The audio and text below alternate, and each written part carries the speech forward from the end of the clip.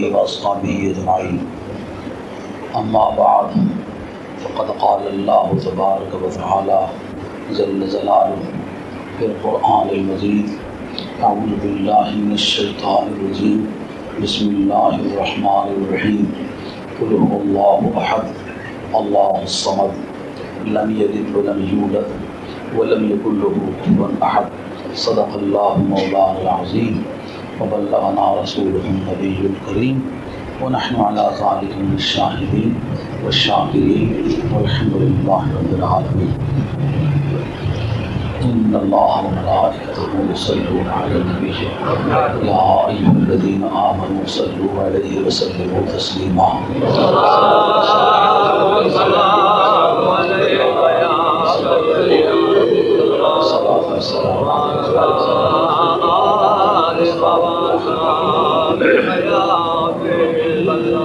صرف اس پر گفتگو کرنا چاہوں گا اگر اللہ پسند فرمائے کہ نبی کریم علیہ الصلوۃ والسلام نے ولادت والی تاریخ جو سجدہ کیا تھا اس سجدے کی لیگل پوزیشن کیا ہے، اور ایک بچے کی حیثیت سے وہ سجدہ تھا، یا جیسا کہ رب کریم نے فرمایا آدم علیہ الصلوۃ والسلام بھی اس وقت معرض وجود میں نہیں آئے تھے، ان کے عناصر اربع کی ترکیب ابھی معرض وجود میں نہیں آئی تھی، تو اس وقت بھی میں منصب نبوت پر فائز تھا۔ تو یہ بات سمجھنے والی ہوگی کہ جو تخلیق آدم سے پہلے منصب نبوت پر فائز تھا، نبوت کینسلیبل رینک نہیں ہے، اس کی ایبروگیشن نہیں ہوتی۔ باقی جتنے بھی رینکس ہیں ان میں ڈیگریڈیشن ہو سکتی ہے، ریورشن ہو سکتی ہے، سینشر ہو سکتی ہے، جس کو سینشور کہتے ہو نا، سینشر صحیح لفظ ہے، سینشر اس میں ہو سکتی ہے، کوئی پنشمنٹ ہو کے واپس ہو سکتا ہے، لیکن نبوت ایک ایسا منصب ہے کہ ملتا ہے، وڈرا نہیں ہوتا، واپس نہیں ہوتا۔ تو نبی کریم علیہ الصلوۃ والسلام کو جو تخلیق آدم سے پہلے منصب نبوت ملا ہے، اب ظاہر ہے کہ وہ وڈرا تو نہیں ہوا، واپس تو نہیں ہوا۔ تو نبوت ایک نفس ٹائٹل کا نام نہیں، بلکہ وہ اپنے اندر ایک معنویت رکھتا ہے، اس کے اندر ایک سگنیفیکینس ہوتا ہے، بغیر معنی کے نہیں ہوتا۔ جیسا بجلی ہو، کرنٹ نہ مارے، اس کے اندر کرنٹ نہ ہو، یہ اس کا سگنیفیکینس ہے کہ بجلی ہے۔ اگر بجلی کو آپ پکڑیں تو وہ ایک شیر خوار بچے کی طرح آپ کے ہاتھوں میں کھیلنے لگ جائے تو بجلی نہیں ہے۔ پھر اگر کرنٹ مارے، ہاتھی کو بھی مارے تو ہاتھی کی چاروں ٹانگیں الٹی ہو جائیں تو پھر وہ بجلی، یہ اس کی سگنیفیکینس ہے، اس کا معنی ہے۔ تو پھر یہ دیکھنا ہوگا کہ جتنی منزلیں نبی پاک علیہ السلام کے ظہور تک گزری ہیں، اس میں وہ منصب نبوت کار فرما تھا کہ نہیں تھا۔ بات میری پلے پڑ رہی ہے؟ یعنی یہ حدیث جو ہے کہ کنت نبیم و آدم بین الماء والطین، یہ تقریباً اہل سنت والجماعت کی ہر میٹنگ میں آپ نے سنی ہوگی، لیکن اس پر تھوڑا سا آپ تبصرہ فرما لیں تاکہ آپ کے سامنے اس کے اصل حقائق کی نقاب کشائی ہو۔ آپ اس کی جو بیک گراؤنڈ ہے سے پس پردہ جا کے جھانک کے دیکھیں کہ اس حدیث کی تہ میں کس قدر معنی کے سمندر تلاطم مار رہے ہیں۔ پہلے تو اس حدیث کی اتھینٹیسٹی، حدیث کا مستند ہونا، حضرت شاہ عبد الحق مدرسہ دہلوی رحمۃ اللہ تعالی نے لکھا ہے اس پر اشاعۃ المعاد شریف مشکات میں اور مدارج النبوہ شریف میں، اور دیگر محدثین نے جو کتابوں پہ نشانات لگے ہوئے ہیں اور دکھا سکتا ہوں، اور کتب خانے کے اندر یہ سب کتابیں محفوظ ہیں الحمدللہ۔ تو اس کے اندر انہوں نے کہا ہے کہ یہ حدیث جو ہے یہ اتنے کثرت طرق سے روایت ہے کہ کسی طرح بھی اس کو مرفوع ہونے سے اور مستند ہونے سے اور پختہ ہونے سے اور قابل اعتقاد ہونے سے نہ کوئی فقیہ روک سکتا ہے، نہ کوئی محدث روک سکتا ہے، نہ کوئی اور دانشور روک سکتا ہے۔ اب اس پر علامہ زرقانی رحمۃ اللہ نے گفتگو کی ہے کہ کنت نبیًا، میں نبی تھا۔ جس طرح تھانے دار پینشن پہ ہو تو کچھ نہیں کر سکتا، نبی پر وہ وقت کبھی نہیں آتا کہ وہ پینشن پہ چلا جائے۔ جن لوگوں کی نبوت کا دور ختم ہوا ان کی ڈیوٹیز ختم ہوئی، ان کے اختیارات ختم نہیں ہوئے، یہ بات یاد رکھنے والی ہے۔ انبیاء علیہ الصلوۃ والسلام کے اوبلیگیشنز جو ہیں وہ ایکسپائر ہوئے ہیں، ان کی ڈیوٹی کرنے کا وقت جو ان کے اوپر فرائض تھے وہ ختم ہوئے، جو ان کے رائٹ سے دستور سٹینڈ کرتے۔ تو نبی پاک علیہ الصلوۃ والسلام کی اگر نبوت ختم ہو جاتی، اس کا ٹائم ایکسپائر ہو جاتا، ٹائم ختم ہو جاتا، پھر تو سرکار کی ڈیوٹیز بھی ختم ہو جاتی اور حقوق اسی طرح رہتے جس طرح باقی انبیاء علیہ السلام کے رہے ہیں. اب نبی کریم علیہ الصلوۃ والسلام کے بعد کسی نئے نبی نے کیوں نہیں آنا؟ اس لیے کہ سرکار کی نبوت اسی طرح افیکٹو، اسی طرح انفورسیبل، اسی طرح لاگو، اسی طرح رائج، اسی طرح نافذ ہے جس طرح نبی پاک علیہ الصلوۃ والسلام کے انتقال سے چند لمحے قبل قائم تھی، اسی طرح آج بھی قائم ہے، اور انتقال کے بعد بھی وہ اسی طرح قائم ہے. اگر اس میں ہوا ہے تو یہی ہوا ہے کہ اس کی صلاحیتوں میں سرکار کی ڈیوٹی ختم ہو کر سرکار کے حقوق میں اضافہ ہو گیا ہے. اضافے کی کیا دلیل ہے میرے پاس؟ وَلَلْآخِرَةُ خَيْرٌ لَكَ مِنَ الْأُولَىٰ. جو دن آئیں گے پہلے سے حالات اچھے ہوں گے، پہلے سے صورتحال اچھی ہوگی، پہلے سے اختیارات اچھے ہوں گے، پہلے سے معجزات زیادہ ہوں گے، پہلے سے امت زیادہ ہوگی، پہلے سے ذکر زیادہ ہوگا. پہلے کوئی صرف بیٹھ کے درود پڑھتا تھا، پھر کھڑے ہو کر کے بھی پڑھے گا. جب کھڑا ہونے سے روکا جائے گا تو چل کے پڑھے گا، جب چل کے پڑھنے سے روکا جائے گا نعرے مار کے پڑھے گا، جب اکیلا پڑھنے سے روکا جائے گا انجمن بنا کے پڑھے گا، جب انجمن سے روکا جائے گا تو پوری دنیا کا ہجوم بنا کے، حتیٰ کہ رکتے رکتے گرمی قیامت میں جائے گا جب سب انبیاء اکٹھے ہوں گے، سب اولیاء اکٹھے ہوں گے، ساری امتیں اکٹھی ہوں گی. اس وقت درود پڑھنے والا کہے گا مجھ سے خدمت کے قدسی کہیں ہاں رضا.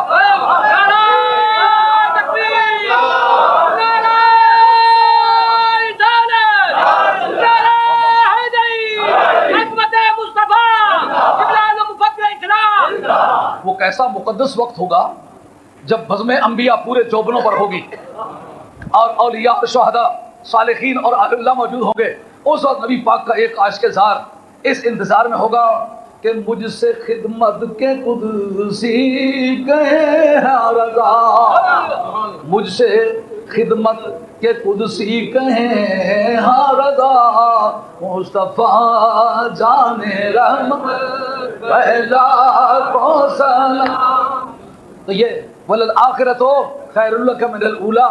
اور دنیا میں کوئی تیرا ماننے والا ہے، کوئی تیرا انکار کرنے والا ہے، اور گرمی قیامت میں تیرا منکر کوئی نہیں ہوگا. سارے مل کے تیرے دروازے پر آئیں گے. تیرے ہی دامن پہ ہر آسی کی پڑتی ہے نگاہ، تیرے ہی دامن پہ ہر آسی کی پڑتی ہے نگاہ. اگلا مصرع قابل غور ہے کہ ایک جانے بے خطا پر دو جہاں کا بار ہے. گناہ جنہوں نے کیے ہیں وہ کھڑے ہیں، جس نے کبھی گناہ نہیں کیا وہ سر سجدے میں رکھ کے رو رہا ہے ہائے ہائے ہائے. تیرے ہی دامن پہ ہر آسی کی پڑتی ہے نگاہ. سمجھتا ہے آج میری ماں کام آئے گی، کہتا نہیں ماں نہیں آج کام آ سکتی. باپ کام آئے گا، نہیں کام آ سکتا. میرے سیاسی قائدین کام آئیں گے، نہیں کام آ سکتا. تیرے ہی دامن پہ ہر آسی کی پڑتی ہے نگاہ. اور رونے والے پیارے کیوں رو رہے ہو؟ تم نے تو گناہ کیا ہی نہیں. ایک جانے بے خطا پر دو جہاں کا بار ہے. اس لیے ان دلائل کی روشنی میں یہ کہنے میں حق بجانب ہوں کہ نبی پاک علیہ الصلوۃ والسلام کی ڈیوٹیز جو ہیں وہ لفٹ اوور ہوئی ہیں، ان کا خاتمہ ہوا، وہ ایکسپائر ہوئی ہیں. لیکن نبی کریم علیہ الصلوۃ والسلام کی جو رائٹس ہیں، جو اختیارات ہیں، بدستور انفورسیبل ہیں، اسی طرح لاگو ہیں، اسی طرح رائج ہیں، اسی طرح قائم ہیں. تو اب وہ یہ سمجھنے والی بات ہے کہ نبوت کینسلیبل رینک نہیں. پہلی ہی بات یہ لے لو کہ جس وقت یہ طے ہو گیا کہ حضرت نبی کریم علیہ الصلوۃ والسلام اس وقت بھی نبی ہیں جس وقت کے آدم علیہ الصلوۃ والسلام کا پیکر انسری تیار نہیں ہوا. تو علامہ القانی لکھتے ہیں اس پر کہ نبوت ایک وصف ہے جو اپنے اندر معنی رکھتا ہے. وصف کی عادت ہے ذات سے قائم رہتا ہے. مثلا حسن ایک وصف ہے، حسین نہ ہو تو حسن تنہا قائم رہنے کی عادت رکھتا ہے. قوت ایک وصف ہے، لیکن جب تک قوت والا نہ ہو قوت اپنے طور پر قائم رہتی ہے. جی ذہانت ایک وصف ہے، ذہین نہ ہو تو ذہانت ہوتی ہے. نبوت ایک وصف ہے جو تعلق رکھتی ہے کسی ذات کے ساتھ، اور وہ ذات کون ہے؟ ذات مصطفیٰ. اس کا معنی یہ نہیں ہے کہ علم الہی میں سرکار نبی تھے. علم الہی میں تو سارے نبی تھے. علم الہی میں تو سارے رسول تھے، پھر سرکار کی کیا اسپیشلٹی ہے، سرکار کی کیا خصوصیت ہے؟ اس کا مطلب یہ کہ وہ علم الہی میں بھی نبی تھے، واقعات کی دنیا میں بھی نبی تھے، اور تھے تو نبی تھے نہ، اگر نہ ہوتے تو کیا نبی ہوتے؟ سمجھ بات؟ اب جب وہاں سے اس پر زیادہ گفتگو نہیں کرتا، آتا ہوں اس پر کہ سرکار نے جو میلاد والی تاریخ پہلا سجدہ کیا، اس سجدے کی پشت پر جو موٹیویٹ کرنے والی پاور تھی، جو اس سجدے کو حرکت میں لانے والی تھی، اس کے لیے پہلے تو یہ شرط ہے جو خدا کو پہچانتا نہیں سجدہ کیا کرے؟ اور خدا کی پہچان کی بحث تو اس پر آ کر کے ختم ہو جائے گی کہ کل مولود یولد علی الفطرہ ابواہ یعبدانہ اور ینصرانہ اور یمجسانہ اور کما قال علیہ الصلوۃ والسلام، بچہ فطرت پر پیدا ہوتا ہے۔ فطرت اہل علم کی زبان میں اس ملکے کا نام ہے جو خدا سے شناسائی کے معنی دیتا ہے، یعنی بچہ جب ماں کے پیٹ سے برآمد ہوتا ہے اس وقت خدا سے آگاہ پیدا ہوتا ہے، خدا شناس پیدا ہوتا ہے۔ اور اس کو آپ اس سے اندازہ کر لیں کہ جب بچہ ابھی ابا کو نہیں پہچانتا، اماں کو نہیں پہچانتا، اس وقت اللہ ہو کرو تو اللہ ہو کرتا ہے۔ اور میں نے یہ امریکہ میں کر کے دیکھا، یہودیوں کے بچوں کے سامنے، انگلستان میں، یورپین کنٹری میں، اسکینڈینیوین کنٹری میں، یہ ڈنمارک میں اور ناروے میں، سویڈن میں، ڈچ لوگوں کے بچوں کے سامنے اللہ ہو کر کے دیکھا، ایک دو لمحے بچہ انتظار کرتا ہے، یوں ہی اللہ ہو کرو تو فٹافٹ وہ حرکت کرتا ہے۔ یہ دیکھ کے واقعی بڑی حیرت ہوئی۔ ہم تو یہ سمجھتے ہیں کہ مسلمانوں کا جو ایٹماسفیئر ہے، اس اپنے ایٹماسفیئر کی وجہ سے وہ اپنا، جس کو ایکالوجی کہتے ہیں، اپنے ماحولیات کے دباؤ کی وجہ سے وہ حرکت کرتا ہے، لیکن جب کافروں کی دنیا میں یہ کر کے دیکھا تو پھر تو وہ اپنے ایکالوجی کی وجہ سے نہیں کرتا، اپنے ماحولیات کی دباؤ کی وجہ سے تو نہیں کرتا، معلوم ہوتا ہے پیچھے اس کی تار جڑی ہوئی ہے جس کے حرکت کرنے کی وجہ سے وہ حرکت کرتا ہے۔ اور اس پر مغربی دانشوروں نے مسٹر ویلین نے لکھا ہے اور مسٹر ڈیوڈ کر نے لکھا ہے، مسٹر گب نے لکھا ہے، کہتا ہے کہ تم یہ بات مان جاؤ، یہ تمام آسمانی مذاہب کی مصدقہ بات ہے، کہتا ہے روح انسانی خدا کے پڑوس میں رہتی ہے، خدا کی مجلس میں رہتی ہے، وہ خدا سے اتر کے نیچے آتی ہے، اور پھر جس مجلس میں کوئی بیٹھ کے اٹھے اس مجلس کی تاثیرات ہمراہ لے کر چلتا ہے۔ آگ کے پاس بیٹھنے والا حرارت لے کے چلتا ہے، اور عطریات بیچنے والے کے پاس بیٹھ کر اٹھنے والا خوشبویات لے کے چلتا ہے، ایک غم نصیب ماں کے پاس بیٹھ کے اٹھنے والا درد بری آہیں لے کر کے اٹھتا ہے، ایک عاشق رسول کے پاس بیٹھنے والا آنسوؤں کی برسات لے کے اٹھتا ہے۔ اسی طریقے سے خدا کی مجلس میں بیٹھ کے اٹھنے والا وہ ہیونلی کوالٹی رکھتا ہے، یعنی اس کے اندر خدا کی صفات کا ریفلیکشن ہوتا ہے، خدا ذوالجلال کی جو صفتیں ہیں اس کا ریفلیکشن ہوتا ہے۔ جیسا کہ دھوپ جس وقت کے پتھر پہ لگتی ہے تو سورج کی حرارت کو وہ ریفلیکٹ کرتی ہے، حالانکہ سورج ہے، پتھر ہے، اب جو پتھر کے اندر گرمی ہے اس کو کیا کہیں گے؟ یہ سورج کی صفات سے متصف ہوا ہے۔ اس کے متصف ہونے کے یہ معنی نہیں یہ سورج بن گیا ہے، نہیں، سورج ہے، پتھر ہے، لیکن اس کی صفات کو اگر لے لیا، اگر کوئی ہاتھ لگائے تو وہ جلاتا ہے، تو اس کا یہ مطلب نہیں ہے کہ وہ سورج ہونے کی وجہ سے جلاتا ہے، نہیں، سورج کا ہم نشین، سورج کے آمنے سامنے رہنے کی وجہ سے، سورج کے تصور کو لینے کی وجہ سے، وہ تصور شیخ بھی یہی بات ہے۔ نعرہ تکبیر، نعرہ رسالت، نعرہ حیدری، نعرہ غوثیہ، ابراہیم مفکر اسلام۔ When you mention the name of God, he begins to wave. کہتا اللہ کا نام لو تو وہ حرکت کرتا ہے۔ وہ ابھی ابے کو آئیڈینٹیفائی نہیں کرتا، اماں کو آئیڈینٹیفائی نہیں کرتا، باپ کو نہیں پہچانتا، ماں کو نہیں پہچانتا، خدا سے اس کا کیا تعلق ہے؟ معلومہ ماں باپ کے پاس آنے سے پہلے خدا کا ہم نشین تھا۔ اور اس پر ایک بڑی خوبصورت بات لکھی ہے علامہ اسماعیل عقیہ قدیر رحمۃ اللہ تفسیر روح البیان میں، الا بذکر اللہ تطمئن القلوب کے تحت وہ کہتے ہیں کہ کیا وجہ ہے اللہ کے ذکر سے کیوں اطمینان ملتا ہے، پیسوں سے کیوں نہیں ملتا؟ کہا پیسوں والوں سے پوچھو، 99 باپ مر رہا ہے، 1 روپیہ اس 99 میں ڈالنا ہے، باپ کو مرنے دو یہ پورے 100 ہو جائیں، تو اطمینان نہیں ملتا جناب۔ جو 100 کر لیا تو پھر نئے 100 کے لیے ایک جوڑنا شروع کر دیا، اس سے تو اطمینان نہیں ملتا۔ جو ہی پیسے زیادہ ہوئے ساری رات جاگتا ہے کوئی لوٹ کے نہ لے جائے، ہاں اللہ حاضر قیاس کہ جو ہی پیسے زیادہ ہوئے کسی رشتہ دار سے نہیں ملتا کہ ادھار نہ مانگ لے، اطمینان ملا کہ نفرت ملی ہے، عہدہ ہے، عہدہ ملا، اطمینان ہے، ہر وقت خطرہ ہے، پتہ نہیں کیا کر ڈالے، پتہ نہیں کیا ہو جائے گا، پتہ نہیں تبادلہ کہاں ہو جائے گا، پتہ نہیں اعلیٰ افسران میرے مطلب کیا کریں، پتہ نہیں کیا الزام لگ جائے گا۔ اطمینان ملا کہ بے چینی ہے، جی الیکشن لڑو، یہ الیکشن لڑو، جی لڑ کے کچھ کا کچھ بن کے نعرے لگا کے تو جناب پھولوں کے ہار ڈال کے کرسی پر بٹھا دیا، ذرا تبدیلی آئی تو جوتوں کا ہار پہنا کے جوتوں کی برسات میں نیچے اتار دیا، اطمینان ملا کہ بے چینی؟ اب ذکر الہی سے اطمینان ملنے کی وجہ کیا ہے؟ کہ دراصل بات یہ ہے، جب کوئی پردیس میں ہونا تو وطن کی بولی اپیل کرتی ہے، وطن کی بولی کھینچتی ہے۔ علامہ اسماعیل حقی افندی رحمۃ اللہ علیہ کہتے ہیں کہ ذکر الہی سے کیوں سکون ملتا ہے کہ بندہ قالب انصری میں آنے سے پہلے رب کا ہم نشین تھا، اور ذکر الہی اس کے اس وطن کی بولی ہے، یہ اس کے لیے پردیس ہے، دیس اس کا قرب الہی ہے۔ جب اس وطن میں پردیس میں ذکر الہی کا ساز بجتا ہے تو اس وقت اسے وطن یاد آتا ہے، اس وقت اسے سکون ملتا ہے، سمجھو؟ تو خدا کی شناسائی کی بحث ختم ہو جاتی ہے، ہر بندہ پیدائش کے وقت خدا کو پہچانتا ہے، مگر سرکار دو عالم علیہ السلام نے سیدھا کس بنیاد پر کیا؟ سرکار اس وقت سے لے کر نبی چلے آ رہے ہیں جب وقت ہی نہیں تھا، بحث ختم ہو گئی۔ اب جس وقت وطن مادری سے نمودار ہو رہے ہیں تو اس وقت منصب نبوت آپ کے پاس موجود ہے نا، تو پہلے ہی قدم میں ایک توحید کی دعوت ہے۔ یہ جو منہ کی زبان ہے یہ بعد میں حرکت میں آئی، لیکن حال کی زبان سے قُلْ هُوَ اللَّهُ أَحَدٌ، اور پیارے کہہ دو اللہ ایک ہے۔ یہ جو دو جبلوں میں زبان ہے اس کا اعلان بعد میں ہوا، محبوب کبریا تشبیہ سجدہ کرتے ہیں، لیکن اس سجدے کا کانٹیکسٹ کیا ہے؟ سیاق و سباق۔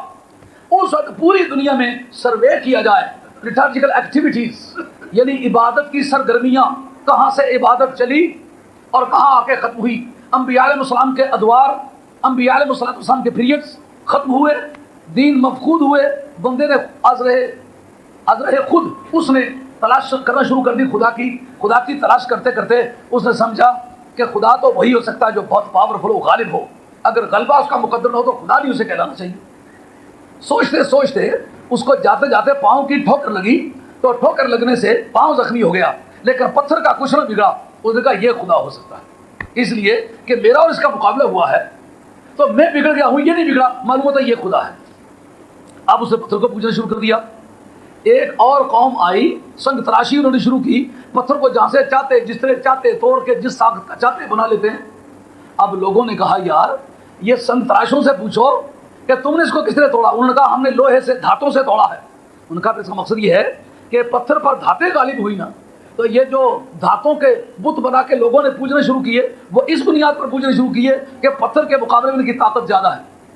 جب اس کو پوجتے پوجتے وہ تھکے تو پوچھا یار یہ تو تم نے یہ ہتھیار بنائے ہیں، یہ لوہے کو یا دھاتوں کو کسی نے ڈھالا ہے، کس طرح ڈھالا ہے؟ ان کا آگ کے ذریعے سے۔ ان کا اس کا مقصد یہ اگر اس کو ڈھالنے کی قوت آگ کے پاس موجود ہے تو پھر زیادہ طاقتور تو آگ ہے، چلو اس کے پاس چلتے پوچھتے۔ انہوں نے دھاتوں کو چھوڑ کے آگ کو پوجنا شروع کر دیا۔ یہ زورواسٹرینز آتش پرست زرتشتی مذہب کے لوگ اس بنیاد پر انہوں نے آگ پوجی۔ جب آگ پوجنے والے پوجتے ہی چلے گئے، لیکن پانی کا ایک قطرہ آگ پر گرا، جہاں تک گرا وہاں تک اسے بچا کے رکھ دی۔ ان کا یار آگ کے مقابلے میں تو پانی زور والا ہے، آؤ ہم پانی کو پوجتے ہیں۔ انہوں نے پانی کو پوجنا شروع کر دیا۔ جب پانی کو پوجتے چلے گئے، پانیوں کی وسعتیں دیکھی، پانیوں کے بہاؤ دیکھے کہ ہر چیز کو بہا کے لے جاتے ہیں، ان کا یقین پختہ تر ہوتا چلا گیا کہ واقعی بھائی جو ہم سمجھتے تھے یہ خدا ہے، اس نے اپنے کارناموں سے اپنی خدائی ثابت کر دی ہے۔ اب جس وقت کے دیکھا کہ اس کے بخارات اٹھتے ہیں، اور جی بخارات کی جب تحقیق کی بخارات کیوں اٹھتے ہیں، کہا یا چاند کی چاندنی سے یا سورج کی روشنی سے، لائٹ کے اندر یہ پاور ہے کہ ان کو بخارات میں تبدیل کر سکتی ہے۔ ان کا اچھا اگر پانی کے اندر تغیر لانے کا کام یہ نور کرتا ہے، چاند اور سورج اور ستارے کرتے ہیں، تو چلو ان کو پوچھتے ہیں، یہ تو اس کے مقابلے میں سخت نکلے۔ اب پانی پر جس کا غلبہ ثابت ہوا وہ چاند سورج ستارے ہیں، اب ان کو پوچھنا شروع کر دیا۔ ان کو پوچھتے پوچھتے ایک نیا طبقہ نکلا جنہوں نے کہا ان کے پیچھے کوئی ایسے اجرام سماوی ہیں، سیلیسٹل باڈیز، اجرام سماوی جو ان کو پیچھے سے دھکیلتے ہیں، اگر وہ پیچھے سے ان کو نہ دھکیلیں تو یہ خود ورک نہیں کر سکتے۔ چاند کی چاندنی، سورج کی روشنی اور ستاروں کی ٹمٹماہٹ جو کائنات میں تبدیلیاں لاتی ہے، ان کے پیچھے فرشتے ہیں، ان کے ذریعے سے یہ تغیرات لاتے ہیں۔ پھر انہوں نے ستاروں کو، چاند کو چھوڑ کے انہوں نے فرشتوں کو پوجنا شروع کر دیا۔ اب جب فرشتوں کو پوجنا شروع کر دیا، سرکار کی تشریف آوری ہو گئی۔ سرکار کی تشریف آوری ہوئی تو انہوں نے دیکھا کہ اب کسی وقت پتھروں کی ہم نے پوجا کی، تیری آمد تھی کہ بیت اللہ مجرے کو جھکا، اور تیری ہیبت تھی کہ ہر بت تھر تھرا کر گر گیا، تیری ہیبت تھی کہ ہر بت تھر تھرا کر گر گیا۔ امام قسطلانی رحمۃ اللہ علیہ معارف الدنیا شریف کے لکھتے ہیں سرکار نے قدم رکھا اپنی والدہ ماجدہ کے مکان کے ایک کمرے میں۔ آپ اگر مکہ شریف جائیں تو جو اس کا شمال مشرقی کونا ہے نا، اس سے کوئی 200 گز کی بلندی پر پہاڑ کے دام وسط میں، وہاں سے سڑک سے کبھی قریب سے گزرتی ہے، وہاں ایک پرائمری اسکول ہے۔ یہ پرائمری اسکول نبی پاک علیہ السلام کا مولود شریف ہے، سرکار کی ولادت گاہ ہے۔ اس جگہ قدم رکھا، آپ دیکھیں نا اتنی بلندی پر قدم رکھا، دیواروں کے پیچھے ہیں سرکار، درمیان کا فاصلہ دیکھ لیں، درمیان کی عمارتیں دیکھ لیں، کعبے کے اندر رکھے ہوئے بتوں کو کس طرح پتا چل گیا کون آیا ہے، کہاں آیا ہے؟ اور سوچ کلمہ پڑھنے والے، اور تیرے منہ سے تو یہ بات نہیں چچتی کہ تو کہے نبی کو دیوار کے پیچھے کا پتہ نہیں، بت کو دیوار کے پیچھے کا پتہ ہو، نبی کو پتہ نہ ہو۔ اب جس کو لوگوں نے طاقتور سمجھ کے پوچھا تھا، سرکار کی بارگاہ میں جھکا کہ نہ جھکا؟ کعبے کو خم آ گیا، ساری دنیا کعبے کی طرف منہ کر کے جھکی ہوئی ہے۔ پوچھا کعبے تم کس کی طرف منہ کر کے جھکے ہوئے ہو؟ کہا وہ گنبد خضرا کا شہنشاہ، وہ دونوں جہان کا راج دلارا، وہ عرش مولا کا تخت نشین، وہ سارے نبیوں رسولوں اور ساری بزم موجودات کا یک وقت رسول جو ہے نا، اس کی آمد ہوئی ہے، اس لیے جھکا ہوں۔ اب وہ آئیڈیا ختم ہو گیا کہ نہیں کہ جو زیادہ طاقتوروں سے پوچھو، کہا جن کو تم طاقتور سمجھ کے پوچھتے ہو یہ تمہیں کیا دعوت دیتے ہیں؟ یہ میری طرف اگر منہ کر کے جھکے ہیں تو یہ تو میری دعوت دے رہے ہیں۔ اب میں بتاؤں گا اس دعوت کے معنی کیا، مجھے خدا سمجھ کے نہیں پوچھنا۔ آؤ، تیری آمد تھی کہ بیت اللہ مجرے کو جھکا، اور تیری ہیبت تھی کہ ہر بت تھر تھرا کر گر گیا۔ اس کے بعد جو بحیرہ سماوا کو، اسی کو بحیرہ ساوا بھی نام ہے، بحیرہ تبریہ کو، یعنی وہ جھیل جو شام کی سرزمین میں تھی، اس کو پوجنے کے لیے جس وقت لوگ وہاں گئے تو دیکھا کہ آگے جھیل خشک ہے۔ اور جھیل آج کیوں خشک ہو گئی ہو؟ کہ آ گیا وہ نور والا جس کا سارا نور ہے، آ گیا وہ نور والا جس کا سارا نور ہے۔ اب جس قوم نے اس ذہانت کے پیش نظر پانی کو پوجا تھا کہ پانی آگ کے مقابلے میں زیادہ طاقتور ہے، چلو اس کو پوچھتے ہیں، تو جب دیکھا کہ پانی کسی کے لیے سن کر کے بیٹھ گیا، نظر ہی نہیں آتا اور کدھر چلا گیا، محبوب کبریا کے احترام کی خاطر آج خشک ہو گیا ہے کہ آج یہ سارے مدرسے بند ہو رہے ہیں، اس کے سامنے جھکنے کے لیے میں بھی جا رہا ہوں۔ اچھا، اور کعبہ بھی ادھر جھکا، بت بھی ادھر گرے، اور پانی بھی خشک۔ آئیے آگ، جب پجاری گئے آتش کدے میں تو دیکھا کہ 1000 برس لگاتار جس میں آگ جلی تھی، اب پوجنے کے لیے گئے تو سارے کوئلے، آگ نہیں ہے۔ اور پوچھا کیوں نہیں ہے؟ کہا آگ سے زیادہ زور والا آ گیا ہے۔ اور کیا ایران میں آ گیا؟ کہا نہیں، قدم تو اس نے مکے میں رکھا ہے لیکن بزم ہستی میں اس نے قدم رکھا ہے، اس لیے اب وہ تمام جھوٹے مدرسے بند ہو گئے۔ جنہوں نے خدا سمجھ کے پوجا تھا، اب ان کے آئیڈیا میں چیلنج ہو گیا کہ نہیں ہو گیا؟ اگر طاقت بنیاد تھی تو پھر مانا یہ بنے گے نا کہ اگر طاقتور کو پوچھتے ہو تو پھر ادھر آ جاؤ، اس کو پوچھو کہ ان سے زیادہ طاقتور ہے۔ یہ ساری کائنات کی دعوت مل کے کیا بن رہی ہے؟ اب دیکھا کہ ان کو پانی کو خشک کرنے والی طاقت جو ہے وہ چاند کی چاندنی یا سورج کی روشنی یا بخارات اٹھاتی ہے، تو ابے چاند تو کا اشارہ تو کر کے دیکھیں، جس منزل پہ کریں گے ان کی مرضی پا گیا سورج پھرا الٹے قدم، اور ان کی انگلی اٹھ گئی ماں کا کلیجہ جل گیا، ان کی انگلی اٹھ گئی ماں کا کلیجہ جل گیا۔ اور حضرت مائی شفا عبد الرحمن ابن عوف رضی اللہ عنہ کی والدہ ماجدہ، کتاب امام قسطلانی کی معارف الدنیا میرے پاس الحمدللہ کتاب موجود ہے، حوالہ لگا ہوا موجود ہے، علامہ زرقانی نے بڑا خوبصورت تبصرہ فرمایا ہے۔ کہتی ہیں کہ آسمانی ستارے ڈھلک کے اتنے قریب ہوئے کہ اندر تو سرکار کی وجہ سے روشنی لگے، میں نے کہا یہ باہر سے روشنی کس طرح آ رہی ہے؟ نور اندر نور باہر کوچا کوچا نور ہے، آ گیا وہ نور والا جس کا سارا نور ہے۔ کہتے ہیں میں باہر نکلی تو ستارے اس قدر جھکتے چلے آئے، میں ڈر کے نیچے دبک کے بیٹھ گئی کہ کہیں مجھ کے میرے سر پر نہ گر جائے۔ جنہوں نے ستاروں کی طاقت تسلیم کر کے بالادستی کی بنا پر خدا سمجھا تھا، اب جس وہ سرکار کی بارگاہ میں جھکتے ہیں تو مانا تو پرانے کانٹیکسٹ کے مطابق یہ بنتے ہیں نا کہ جو زبردست ہو وہ خدا ہے، تمہارے عقیدے کی جو رفتار ہے وہ تو یہ بتاتی ہے اب یہ خدا ہے، معاذ اللہ سبحان اللہ۔ اب جس وقت یہ معلوم کر لیا گیا تھا کہ فرشتے ان کو چلاتے ہیں، ستارے اور سورج خود کام نہیں کرتے بلکہ ورکنگ پاور ان کے پیچھے ہے، مانا گیا کہ ان سے زیادہ سپر پاور جو ہے نا، لیگل سپریمیسی جو ہے وہ کسی اور طاقت کے پاس ہے۔ کس کے پاس ہے؟ جی فرشتے ہیں۔ اچھا اب فرشتوں کا چیک کرتے سرکار کے میلاد کے وقت کہاں ہے؟ امام قسطلانی کہتے ہیں آسمانی قدسیوں نے روب دھارے، یعنی سرخ رنگ کے یاقوت کے پاؤں، سرخ رنگ کے یاقوت کی چونچیں اور سبز زبرد کے پر، گولوں کے گول، جھنڈوں کے جھنڈ، فلوکس اینڈ فلوکس، گول در گول آ کر کے نبی پاک علیہ الصلوۃ والسلام کی بارگاہ کا طواف کرنے لگے۔ سیدہ فرماتی ہیں کہ چھت نہیں ہے میرے مکان کی، میں دیکھتی ہوں کہ فضا میں وہ پرندے ہیں، اور وہ منظر دکھائی دیا کہ زندگی میں نہ کبھی دیکھا، نہ کبھی سنا، نہ کبھی پڑھا، اور نہ آج تک کوئی کہہ سکتا ہے۔ جو یہ سوچ تھی کہ جی فرشتوں کو پوچھو کہ یہ ستاروں سے سخت ہیں، سورج سے سخت ہیں، چاند سے سخت ہیں، جب ان کو سرکار کی بارگاہ میں اس حالت میں دیکھا تو دعوت کیا ملی کہ اب اس کو پوچھو اگر طاقت کی بنیاد پر پوچھتے چلے آئے ہو تو۔ جب یہ ساری طاقتیں جو خدا مانی جا چکی تھی سرکار کی بارگاہ میں جب جھکی، اس وقت سرکار کے سجدے کی قیمت بڑھتی ہے۔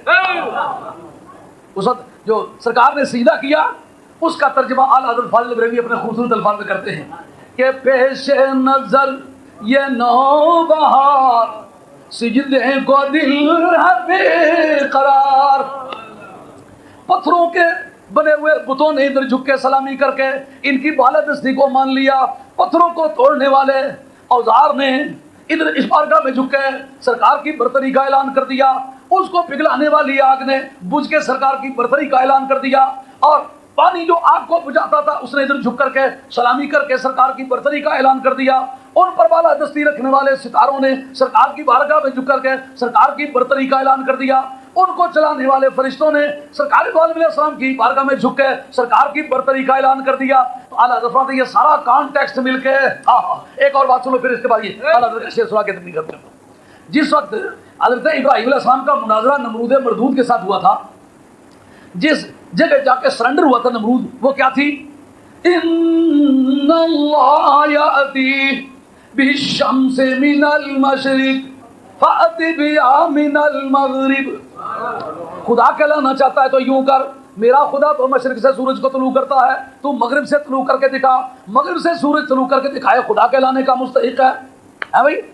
قرآن عظیم میں نے یہ جو کنٹروورسی ذکر کی ہے، یہ مناظرہ اور یہ بحث ذکر کی ہے، اس میں یہ بات واضح ہوئی کہ نہ ہوئی؟ قرآن مجید نے اس کی تردید تو نہ کی کہ حضرت ابراہیم علیہ السلام کا یہ فارمولہ غلط تھا، جب انہوں نے ریزننگ کرتے وقت خدا کی خدائی اور پروردگار عالم کی الوہیت پر اس کو دلیل ٹھہرایا کہ سورج کو بجائے مشرق کے مغرب سے طلوع کر کے دکھانا یہ خدا کی شان ہے۔ تو جب غزوہ خیبر سے سرکار واپس تشریف لائے، حیدر کرار کی نماز قضا ہو گئی، سرکار ان کے زانو مبارک پر سر رکھ کے سو رہے ہیں، نماز قضا ہو گئی۔ واہ علی تو کتنا فقیہ ہے۔ فاروق اعظم بولے اقدانا علی، ہم میں سب میں چوٹی کا قاضی علی ہے، عالمنا علی، ہم سب میں بڑا دانشور جو ہے عالم اسلام کا وہ علی ہے۔